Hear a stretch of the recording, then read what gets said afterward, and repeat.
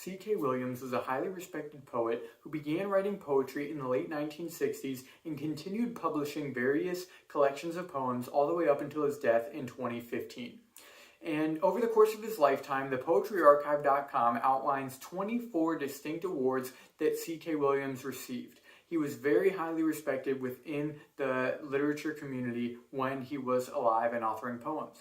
Williams was most known for his extremely long lines of poetic verse that he utilized in his works. He would use these long lines of poems to express his ideas and to set him apart from other poets of the day. He was very well known for this, and he didn't actually begin using these long lines of poems until about his third collection of poetry, as reported by the Poetry Foundation. So he developed this unique style after about his third collection of poems. And so the poem Hood specifically looks at the issue of resentment. It tells the story from the perspective of a bully who ends up dying, and the audience is left to grapple with the fact of the person who was bullied by the narrator of the poem, of whether they are justified or not in being happy and satisfied at the death of this bully. So the whole moral, ethical idea of resentment and anger and building up these emotions and what that leads to feelings in someone's life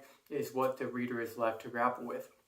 And so the poem Hood was published in Williams' collection just entitled Collected Poems, which was released later in his life in 2006.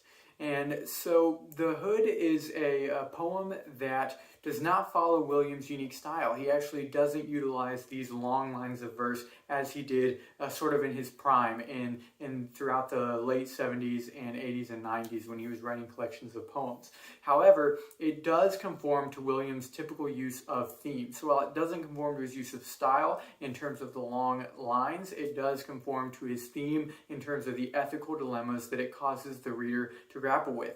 And according to the New York Times, William Deserowitz said of C.K. Williams, his poetry proceeds not from a verbal impulse, but not from a lyrical impulse, not even from a prophetic or visionary impulse, but from a moral impulse.